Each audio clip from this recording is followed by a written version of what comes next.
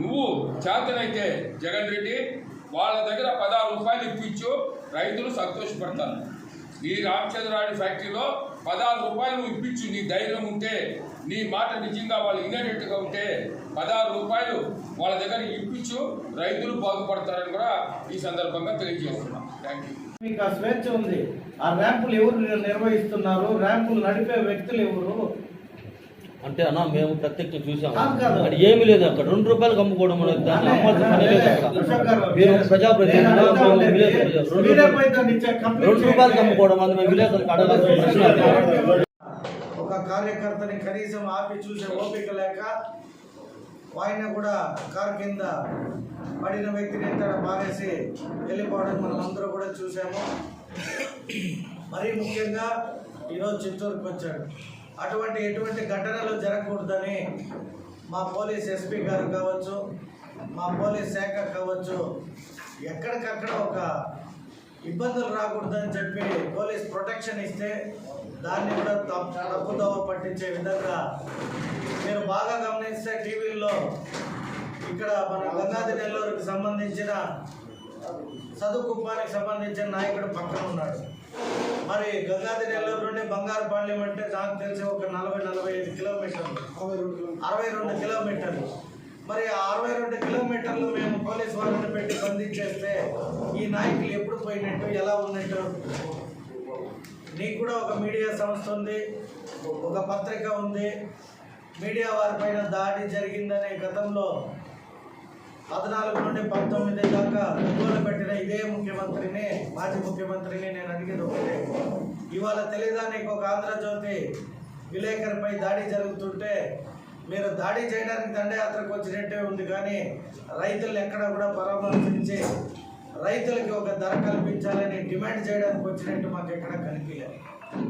రెండోది మేమంతా టీవీల్లో చూస్తున్నాము.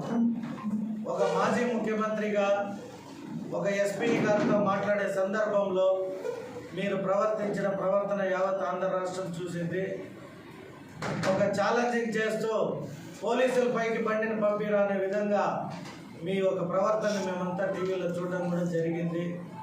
కాబట్టి మేము మాజీ ముఖ్యమంత్రికి ఒకటే చెప్తున్నాం, దండయాత్రలు ఎన్నో చేసిన ఒక వ్యక్తి చరిత్రలో ఏమి అనేది ఆ పేర్లు కూడా ప్రస్తావించడానికి మాకు ఇష్టం లేదు. అటువంటి దండయాత్రలు చేసి ప్రయోజనం లేదు. నీకు ఒక మీడియా ఉంది, ఒక పత్రిక ఉంది. ఇంట్లో కూర్చొని 24 గంటలు తాడేపల్లి ప్యాలెస్లోనే ప్రెస్ మీట్ ఇచ్చిన వ్యక్తికి ఈరోజు రైతులకు ఇక్కడ అన్యాయం జరిగిపోయింది అని మాట్లాడడం చాలా విదూరం. ఇప్పుడే మా ఎమ్మెల్యే గారు కూడా వచ్చారు, పూతలపట్టు ఎమ్మెల్యే గారు. వారు అక్కడ ఉండి ఇప్పుడే గాయపడ్డ ఆంధ్రజ్యోతి శివాని పరామర్శించి వచ్చారు. ఇంకా చాలా పోలీసు వారిపై కూడా రిప్రిపాంట చాలా వీడియోలు వచ్చాయి. ఎక్కడ చూస్తే రైతులకి ఏదో సంఘీభావం తెలిపినట్టు లేదు. ఇది మా ఒక బలం, ఇది మేము చేసేది ఇలాగే ఉంటుంది అనే విధంగా దండయాత్రలు. గతంలో అయితే మా నాయకులు ఎక్కడైనా ఏదైనా ఒక ధర్నా చేయాలంటే హౌస్ అరెస్ట్లు. మీడియా సోదరులందరికీ తెలుసు, గడిచిన 5 సంవత్సరాల్లో మేము ఎక్కడైనా కనీసం మా ముఖ్యమంత్రిని అరెస్ట్ చేస్తే మాకు ఇక్కడ స్వేచ్ఛ లేకపోతే పక్క రాష్ట్రం.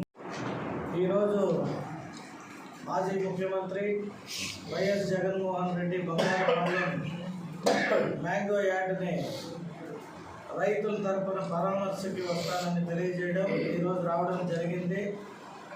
అయితే నేను మాజీ ముఖ్యమంత్రి గారిని ఒకటి అడగదలుచుకున్నా. మామిడి రైతుల గురించి గతంలో 5 సంవత్సరాలు ముఖ్యమంత్రిగా ఉన్నప్పుడు మీరు ఏమేమి ధరలు ఇచ్చారనేది రేపు పొద్దున మీ పేపర్లో కానీ మీ టీవీలో కానీ మీరు ప్రకటించి, ఈరోజు ఎప్పుడైతే కూటమి ప్రభుత్వం అధికారంలోకి వచ్చింది, కూటమి ప్రభుత్వము అధికారంలోకి వచ్చిన తర్వాత రైతుల కష్టాలు తెలుసుకొని మా ప్రభుత్వం ఎప్పుడైతే 4 రూపాయల సబ్సిడీని ప్రకటించిందో రైతులంతా దాన్ని హర్షించి మా తెలుగుదేశం పార్టీ అధినాయకుడు నారా చంద్రబాబు నాయుడు గారికి, అలాగే మేము ఎవరైతే ఎమ్మెల్యేలు, మా ఎంపీ గారు, కలెక్టర్ గారు, మేమంతా పదే కలెక్టరేట్లో మీటింగ్ పెట్టుకొని రైతుల పక్షాన నిలిచి రైతులకి న్యాయం జరిగిందని భావిస్తున్నారో, దీన్ని ఓర్చుకోలేక కొంతమంది నాయకులు ఎవరైతే ఈ రాయలసీమలో బడా నేతగా అప్పుడే మా దొరబాబు అన్న చెప్పినట్టు వారు కూడా కొన్ని కంపెనీలు పెట్టుకొని ర్యాంపుల్ సిస్టాన్ని చిత్తూరుకి ప్రవేశపెట్టిన మహానాయకుడు. వారి మాజీ ముఖ్యమంత్రి గారిని పిలిపించి ఏం సందేశం ఇచ్చినారో మాకు అర్థం కాలేదు. ఎందుకంటే ముందుగా మీ పార్టీలో ఉన్న నాయకుడు ఏం ధరిస్తూ ఉన్నాడు అనేది ఒక రేట్ పబ్లిక్కి తెలియాలి. 3 రూపాయలు, 3 రూపాయలు రైతులకు ఇచ్చి 3 రూపాయలు ప్రోత్సహిస్తూ ఎక్కడికక్కడ ర్యాంపులు ఓపెన్ చేయించి, గతంలో మా తెలుగుదేశం ప్రభుత్వం అధికారంలో ఉన్నప్పుడు ఎక్కడ కూడా ర్యాంప్ సిస్టమే లేదు. గడిచిన 5 సంవత్సరాల్లో ర్యాంప్ సిస్టాన్ని తీసుకొని వచ్చింది వైఎస్ఆర్ ప్రభుత్వం. మేము ఎప్పుడైతే ఒక రైతుల కష్టాలను తెలుసుకొని రైతులకు ఎంతవరకు అయితే ఖర్చు వస్తుందో దానిపైన పదే అగ్రికల్చర్ కమిషనర్ గారు కావచ్చు, అగ్రికల్చర్ మినిస్టర్తో కావచ్చు, అలాగే మా కలెక్టరేట్లో అనేక మంది అధికారులతో చర్చించి 12 రూపాయలుగా రైతుకి ఖర్చు వస్తుంది అని భావించినాక అట్లీస్ట్ 8 రూపీస్ మేమందరూ డిమాండ్ చేసాం. ఎవరిని? ఇండస్ట్రియలిస్ట్ ఎవరైతే ఇండస్ట్రీస్ పెట్టుకుంటారో పల్ప్ ఇండస్ట్రీ వారిని 8 రూపాయలు, ప్రభుత్వం 4 రూపాయలు ఇచ్చే విధంగా మేము నిర్ణయం తీసుకొని రైతులకు న్యాయం చేయడం జరిగింది. ఈరోజు ఏదో రైతులకు అన్యాయం జరిగిపోయింది కూటమి ప్రభుత్వంలో. నారా చంద్రబాబు నాయుడు రైతులకి ద్రోహి అనుకుంటా ఆయన దండయాత్రకు బయలుదేరాడు. ఎవరైనా వ్యక్తి చనిపోతే దండయాత్ర చేస్తాడు, రైతులకి ధర కల్పించాలన్నా దండయాత్ర చేస్తాడు. అక్కడ గుంటూరులో మొన్న మిర్చి రైతులకి అన్నాడు, పోయి మిర్చి రైతుల దగ్గర మూటలు ఎత్తుకు కూర్చున్నారు. మళ్ళీ మొన్న ఎక్కడికో పోయాడు, అతను అక్కడ 20-25 వేల మంది స్వచ్ఛందంగా వచ్చి మేము సైలెన్స్గా ఒక అరెస్టుని అన్యాయం అంటూ మాట్లాడడం జరిగింది. ఈరోజు రైతులకి న్యాయం చేయాలంటే అనేక రకాలుగా నువ్వు న్యాయం చేయొచ్చు. 16 రూపాయలు కర్ణాటకలో రైతులకి ఇస్తూ ఉంది అని చెప్పాడు. కర్ణాటక గవర్నమెంట్ని అప్పీల్ చేస్తున్నా, నిజంగా 16 రూపాయలు రైతులకి ఎక్కడైనా ధర కల్పించుంటే ఆ గవర్నమెంట్ ఒక స్టేట్మెంట్ రిలీజ్ చేయాలి. నాకైతే ఎక్కడా లేదు. మా ముఖ్యమంత్రి భారతదేశంలోనే మొట్టమొదటిసారిగా ఒక ప్రాంతానికి చెందిన మామిడి రైతులు, ఎందుకంటే ఇది మా రాష్ట్రం మొత్తం మామిడి లేదు, మా చిత్తూరు ప్రాంతంలో మరియు కొద్ది నూజివీడు కృష్ణా జిల్లా ప్రాంతంలో, అలాగే ఒంగోలు ప్రాంతంలో ఒక 4-5 జిల్లాలకు పరిమితమైన పంటని కూడా సమయం కేటాయించి రైతులతో మాట్లాడడం జరిగింది. కుప్పంలో వారి నివాసంలో మీటింగ్ పెట్టడం. కాబట్టి మా ముఖ్యమంత్రి ఈ భారతదేశంలోనే మొట్టమొదటిసారిగా 4 రూపాయలు సబ్సిడీ ప్రకటించిన ఏకైక ముఖ్యమంత్రి శ్రీ నారా చంద్రబాబు నాయుడు గారు. కాబట్టి ఇవన్నీ తెలుసుకొని మీరు ప్రవర్తిస్తే బాగుంటుందని తెలియజేస్తూ సెలవు తీసుకుంటున్నాం. నిన్నంతా ఏర్పాట్లు పోయింది, ఇవాళంతా ఆయన విజిట్కి పోయింది. రైతులు మీ అందరికీ తెలుసు, తోతాపురి మామిడి పండు కోసిన తర్వాత ప్రాసెసింగ్ యూనిట్కి 2 రోజులు ఎంత కృషి అంటే ఈ 2 రోజులు ఎంతమంది రైతులు నష్టపోయి ఉంటారు. ఈ అసెస్మెంట్ లేదా ఆయన విజిట్ చేసినప్పుడు కొన్ని వందల మంది రైతులు, కొన్ని వేల టన్నులు ఈరోజు ఆగిపోయింది. వాళ్ళు ప్రాసెసింగ్ వెళ్ళలేదు, వీళ్ళు ఏర్పాట్లో పడిపోయింది, మార్కెట్లోకి రాలేదు, ఎటు వెళ్ళడానికి ఆగిపోయింది, రోడ్లన్నీ బ్లాక్ అయిపోయింది. సో ఇదంతా ముందు నుంచి ఆలోచించాల్సిన మాజీ ముఖ్యమంత్రి గారు ఇప్పుడు వచ్చి దానికి డిస్టర్బెన్స్ చేయడం, రైతులకు నష్టం చేయడం తప్పితే దీనివల్ల వచ్చే ప్రయోజనం అయితే. సో ఇట్లాంటి ఇంకా దౌర్జన్యంగా రావడం, ప్రజాస్వామ్యంలో ఉన్నామా మనం ఎక్కడున్నాం అనే విషయాన్ని మనకి అర్థం కాని పరిస్థితి వస్తుంది. మీరు ఆ వీడియో చూస్తే తెలుస్తుంది. ఎస్పీ గారు వద్దండి, సెక్యూరిటీ ప్రాబ్లం ఉందంటే అదేం అక్కర్లేదు, పక్కకి వెళ్ళిపో, నిన్ను నెట్టుకుంటూ వెళ్ళిపోతాం. ఆయన ఆవభావాలు, మనకు మాటలేని పట్టలేదు, ఆవభావాలు వెళ్ళిపోతాం అన్నట్టు మాట. ప్రజాస్వామ్యంలో ఎన్ని నడవు, ప్రజాస్వామ్యంలో ఎన్ని నడవు కాబట్టి రిజల్టెంట్ పాపం ఆయన ఆంధ్రజ్యోతి విలేకరికి డబ్బులు. లీడర్ కొంచెం అగ్రెసివ్గా ఉంటే దాని ఉన్న పక్కన ఉన్న ఫాలోవర్స్ అంతా అగ్రెసివ్ అయిపోతారు. ఆయన ఊ అంటే చాలు వీళ్ళు 5 సార్లు ఊ అంటారు. ఆ మాత్రం జ్ఞానం కూడా లేకుండా ఆయన ఇష్టం వచ్చినట్టు చేసి ఆయనకి దెబ్బలు తిన్నట్టు చూసాడు. నాకు కూడా ఫోటోలు వచ్చినాయి. అయితే కింద పడేసి కొట్టినట్టు మొత్తం బట్టలన్నీ మట్టి అయిపోయింది, చిరిగింది. ఇది పద్ధతి కాదు. ప్రజాస్వామ్యం పాటిద్దాం, అందరం ప్రజాస్వామ్యం పాటిద్దాం. అపోజిషన్లో మీరు విమర్శ చేయాల్సిందే, రీజనబుల్గా విమర్శ చేయండి, లేకపోతే ఎక్కడ తప్పు ఉందో అక్కడ వెతుక్కోండి, ఫ్యాక్ట్స్ వెరిఫై చేసి విమర్శ చేయండి. కర్ణాటకలో 16 రూపాయలు అంటాడు, అది ఎక్కడ లేనే లేదు. మా దగ్గర ఉన్న రికార్డు ప్రకారం అసలు వాళ్ళు ఎప్పుడు పే చేయలేదు, మనమే ఇప్పుడు పే చేస్తున్నాం అన్నట్లు.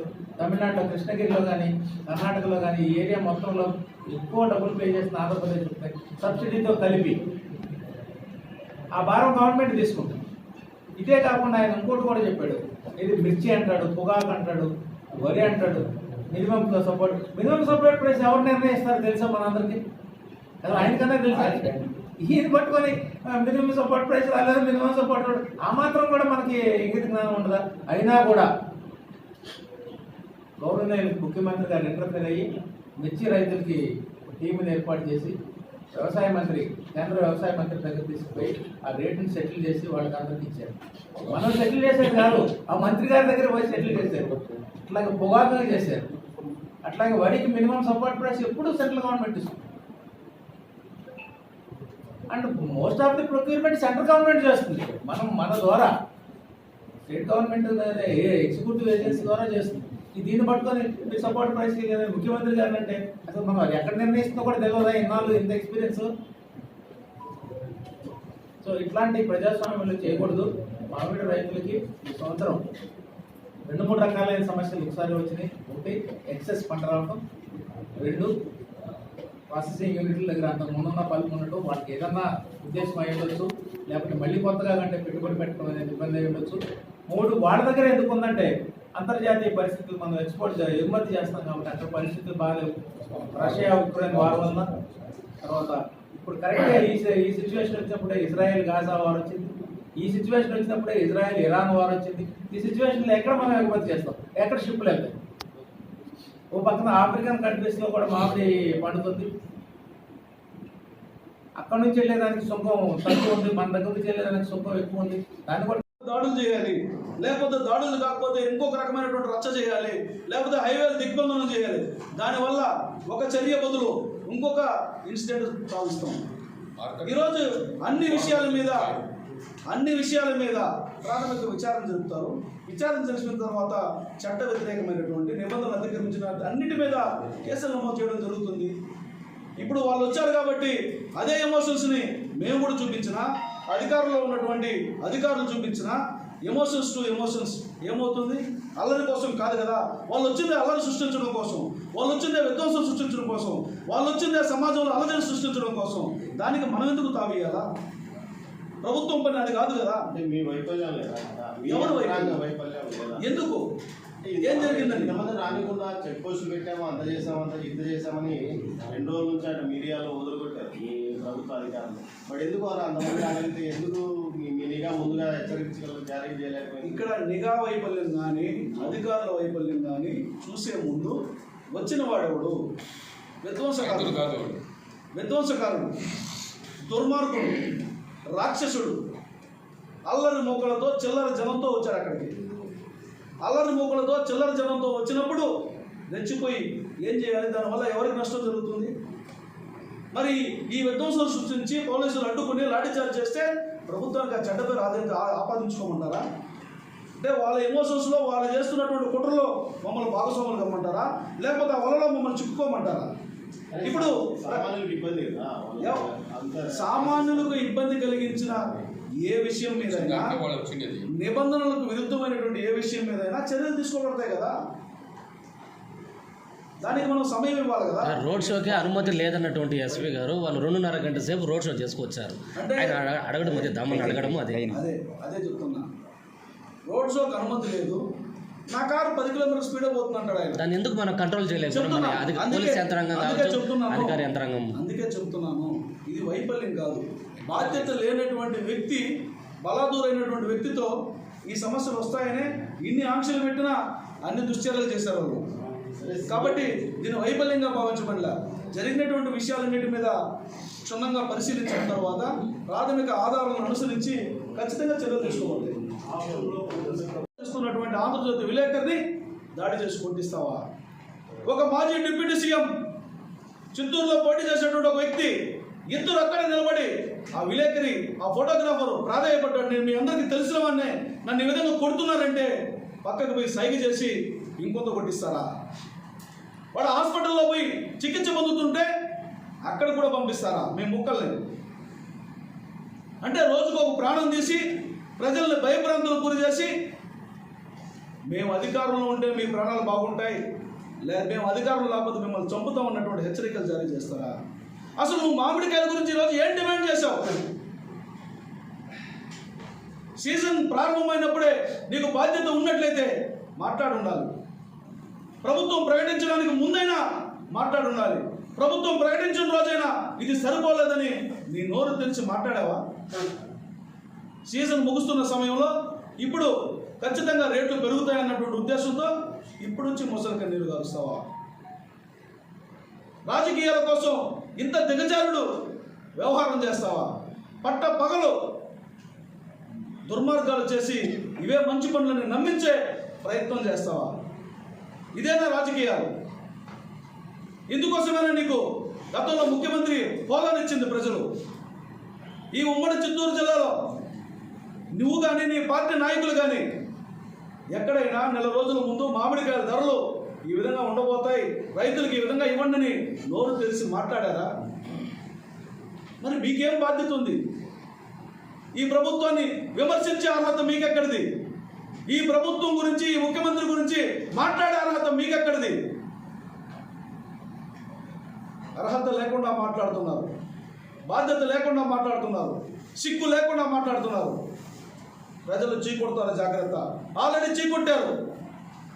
ఇంకా 11 స్థానాల నుంచి 0 స్థానాలకు పోవడమే కాకుండా నీ బోర్డు తిప్పే రోజులు దగ్గరలోనే ఉన్నాయని చెప్పి కూడా హెచ్చరిస్తున్నాం. చంద్రబాబు నాయుడు గారి చేతిలో వస్తువుగా మార్చుకోవాలి.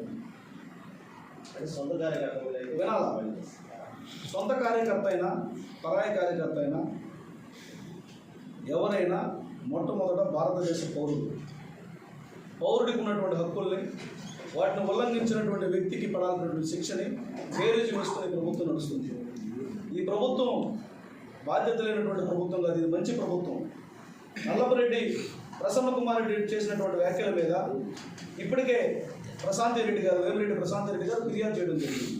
అతను ఒక మాజీ మంత్రి, మాజీ ఎమ్మెల్యే కొన్ని పరిమితులకు లోబడి అతన్ని అదుపులోకి తీసుకోవాలన్నా మాజీ ఎమ్మెల్యే అర్జీ చేసినా కూడా టైం ఇస్తారు. వినండి, అంటే టైం లేకుండా చేయమని చెప్పి ప్రభుత్వానికి ఆదేశించారు. నిబంధనలు ఇప్పుడు మీరు అన్నట్టు మా కార్యకర్తను కూడా అరెస్ట్ చేయడానికి ముందు ఏం జరిగింది, ఎంత ప్రాసెస్ ఉందో మీకు ఐడియా ఉందా? 24 hours అరెస్ట్ చేయాలి.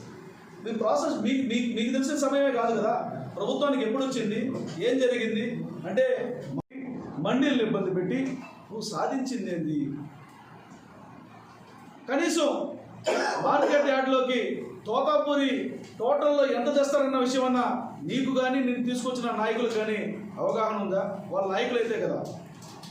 నాయకత్వం అంటే అధికారం కాదు, బాధ్యత లేకుండా ప్రవర్తించి, దుర్మార్గంగా ప్రవర్తించి, ప్రభుత్వాన్ని తిట్టడం కోసం, ముఖ్యమంత్రిని నిందలేయడం కోసం, నీచ రాజకీయాల కోసం ఇలాంటి యాత్రలు పెట్టుకుంటావా? ఏం సాధించావని నువ్వు? పార్లమెంటు సభ్యుడిగా నీ రాజకీయ ప్రస్థానం మొదలైనప్పటి నుంచి, పులివెందుల ఎమ్మెల్యేగా గెలిచినప్పటి నుంచి, 18 మంది ఎమ్మెల్యేకి నువ్వు ప్రతినిధిగా ప్రతిపక్ష హోదాని పొందినప్పటి నుంచి, 5 ఏళ్ళు ముఖ్యమంత్రిగా చేసినప్పటి నుంచి మొన్నటి వరకు ఏ రోజైనా మామిడికాయ ధరలు అని మాట్లాడినావా నీ నోటితో? ఈరోజు చిలక పలుకులు పలుకుతున్నావా? మామిడికాయ రైతులు నీ ప్రభుత్వంలో 23 రూపాయలకి కొన్నారా మీరు? కనీసం మీరు కొనడానికి, రైతులు అమ్ముకోవడానికి మధ్య వ్యత్యాసం అన్నా తెలుసా నీకు? ఈరోజు నీ నోటితో మాట్లాడిన మాటలేమి మేము 23 రూపాయలకు కొన్నాం. ఏ ప్రభుత్వం? నువ్వు ఎప్పుడు కొన్నావు? ఏ రైతు దగ్గర కొన్నావు? ఏ రైతుకు నువ్వు 23 రూపాయలు ఇచ్చావు? కనీసం అవగాహన లేదు. అవగాహన తెచ్చుకో. ఎంత దుర్మార్గం అంటే నీచంగా ఈరోజు ఒక డిఎస్పీని మీ పార్టీ నాయకుడు నీ సమక్షంలో రప్పని చేయి నరకమంటాడా? ఒక సివిల్ సర్వెంట్, ఐపీఎస్ అధికారి నువ్వు నిబంధనలకు అతిక్రమించి వస్తున్నావు, నిబంధనలు పాటించమని చెప్పి ఒక కారుకు అడ్డంగా నిలబడితే తొక్కించుకోము అని చెప్పి సైగ చేసి రక్తపాతం సృష్టించాలనుకుంటావా? నీ పార్టీకి సంబంధించినటువంటి ఒక ఎమ్మెల్యే మద్యం మంచి డబ్బులు ఇచ్చి జనాన్ని తోలుకొచ్చి ఆ సమయంలో డిస్ట్రిబ్యూషన్ సరిగ్గా లేదని ఒక గుంపుగా చేరుకుని కొట్టుకుంటే గాయాలను తీసుకొచ్చి పోలీసులు లాఠీచార్జ్ చేసినారని చెప్తావా? మరి పోలీసులు లాఠీ చార్జ్ చేసి ఉంటే నువ్వు అక్కడి నుంచి ఎట్టగదులుంటావు, అంతమంది నీ వెనకాన్ని ఎట్లా రప్పించుకుంటావు చెప్పమని అడుగుతున్నా. మరి పోలీసులు 500-600 మంది ఎందుకు పెట్టారంటే నువ్వు ఎవరిని చంపుతావు భయంతో పెట్టారు నాయన. నువ్వు ఎవడు ప్రాణం తీసుకోబోతావు భయంతో పెట్టారు. నువ్వే చంపి నువ్వే రోడ్డు మీద వేసి నువ్వే రాజకీయం చేయగలిగినటువంటి సమర్థుడివి. మరి లాఠీ చార్జ్ చేస్తే నీ కార్యకర్తకు రక్తం గారింది, నేను దిగాలి నడవాలి అని నాటకం ఆడిన నువ్వు నీ కారు కింద ఒక ఎస్టీ పడి చచ్చిపోయినప్పుడు ఎందుకు దిగలేదు? మానవత్వం లేదా? నోటికి ఏదొస్తుంది చెప్పడమేనా? అధికార మదం నీకు ఇంకా దిగలేదు, నీకు దిగలేదు, నీ పార్టీ కార్యకర్తలకు నాయకులకు కూడా దిగలేదు. మార్కెట్ యార్డ్లోకి వెళ్ళావు. నువ్వు వెళ్ళినప్పుడు సర్వసాధారణంగా మీడియా కవర్ చేయడం సహజం. నీ మీడియా నువ్వు వెంట పెట్టుకుని మిగతా వాళ్ళందరినీ బయట ఉండమని చెప్పి హుకుం జారీ చేస్తావా? ఒక మండీలోకి 100 మంది మందగా వెళ్ళి మండీలో ఉన్నటువంటి కాయలన్నింటినీ తొక్కి ఎందుకు పనికి రాకుండా చేసావు? అటు రైతుల దగ్గర నుంచి కొన్నటువంటి మండీ యజమాని ఏమైపోవాలి? తొక్కి. మిత్రులందరికీ కూడా నమస్కారం. ఈరోజు రక్తం రుచి మరిగిన క్రూర మృగం దాహంతో కనిపించిన ప్రతి ప్రాణి మీద ఏ విధంగా దాడి చేస్తుందో ఆ విధంగా అధికార దాహంతో వెచ్చలవిడిగా ఏది దొరికితే దాంతో రాజకీయం చేసి అధికారం పొందాలన్నటువంటి దుర్బుద్ధితో వైఎస్ జగన్మోహన్ రెడ్డి, వైఎస్ఆర్ కాంగ్రెస్ పార్టీ చేస్తున్నటువంటి దురాఘాతాలకు ఒక ప్రత్యక్ష రూపమే బంగారుపాలెంలో జరిగినటువంటి ఇన్సిడెంట్. నేను మొదటి నుంచి అడుగుతున్నా, నువ్వు ఎందుకు వస్తున్నావయ్యా చెప్పు అని. ఎందుకు వస్తున్నావో చెప్పు అని మొదటి నుంచి అడుగుతున్నా, ఇప్పుడు కూడా అడుగుతున్నా. నువ్వు ఎందుకు వచ్చి వెళ్ళావో చెప్పు. ఎందుకోసం ఇక్కడికి వచ్చావు? నువ్వు చేసిన ప్రకటనేమి? నువ్వు చేసిన దురాగతమేమి? నువ్వు చెప్పిన మాటలేమి? నువ్వు చేసిన చేతలేమి? సమాధానం చెప్పాలా? ఒక బాధ్యతాయుతమైనటువంటి పార్టీ నాయకుడిని నిలువరిస్తారా, పోలీసులు పెట్టి అడ్డుకుంటారని నీతి మాటలు మాట్లాడిన నోటితో నువ్వు ఒక్క రైతుతో అన్నా మాట్లాడావా? నిజం చెప్పాలా? ఒక మండీ వ్యాపారితోనైనా మాట్లాడావా? నిజం చెప్పాలా? బంగారుపాలెం మార్కెట్ యార్డ్లో 70 మండీలు ఉన్నాయి. 70 మండీల్లో ఒక్కొక్క మండీ నువ్వు చుట్టూ తిరిగి వచ్చినా అరగంట పట్టదు. కనీసం 2 మండీలైనా తిరిగావా? ఆ మండీల్లో ఏ కాయలు ఉన్నాయైనా చూసావా? నువ్వు ఏం సాధిద్దామని వచ్చావు? జనానికి ఏం చెప్తామని వచ్చావు? సిగ్గు లేకుండా, ఎగ్గు లేకుండా ఈ రాష్ట్రంలో బలాదూరుగా తిరుగుతున్నందుకు నిన్ను చూసి జనం సిగ్గుపడుతున్నారు. హెలిప్యాడ్ నుంచి మార్కెట్ యార్డ్కి 4.4 కిలోమీటర్ల దూరం.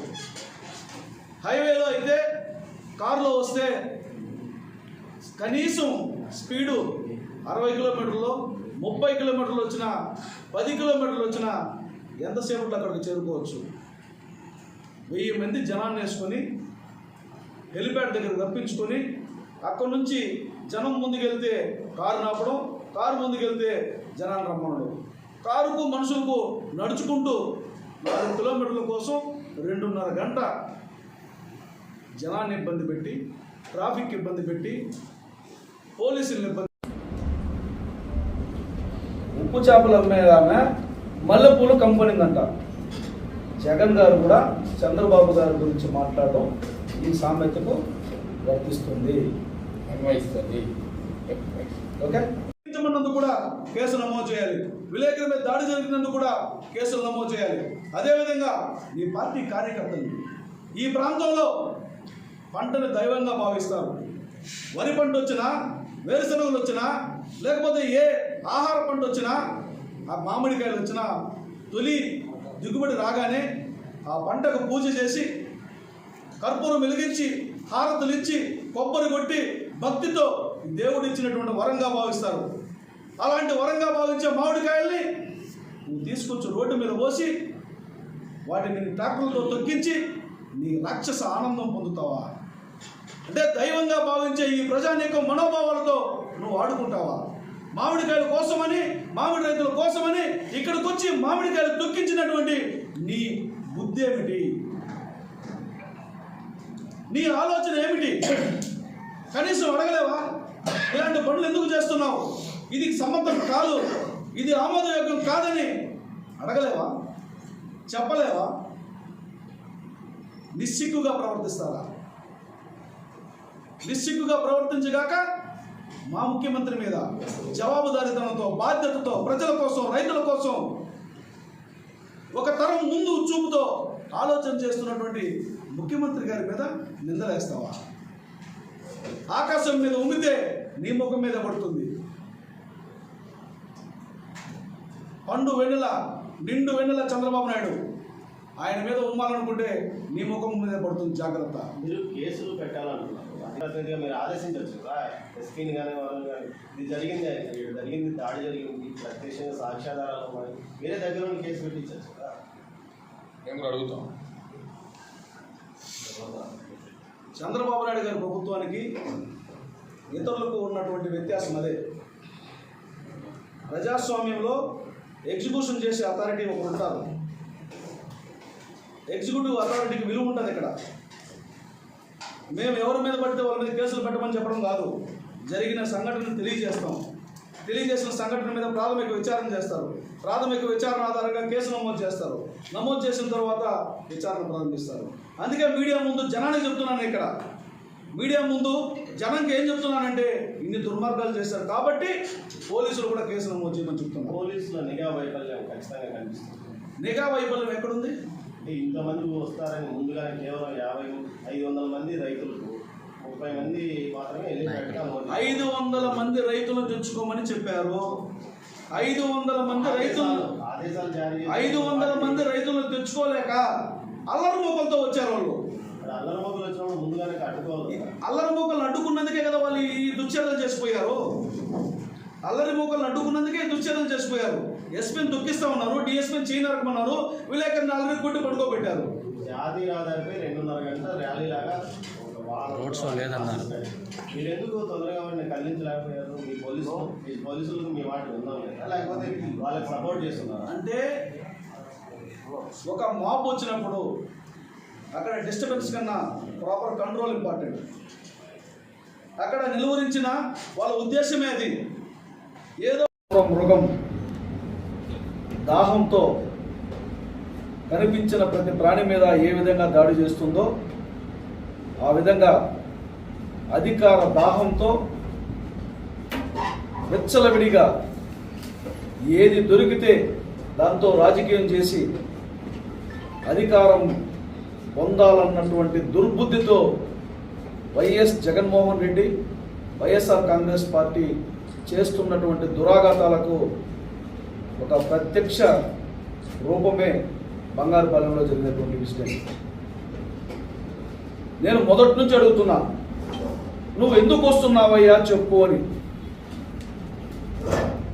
ఎందుకు వస్తున్నావో చెప్పు అని మొదటి నుంచి అడుగుతున్నా, ఇప్పుడు కూడా అడుగుతున్నా. నువ్వు ఎందుకు వచ్చి వెళ్ళావో చెప్పు. ఎందుకోసం ఇక్కడికి వచ్చావు? నువ్వు చేసిన ప్రకటనేమి? నువ్వు చేసిన దురాగతమేమి? నువ్వు చెప్పిన మాటలేమి?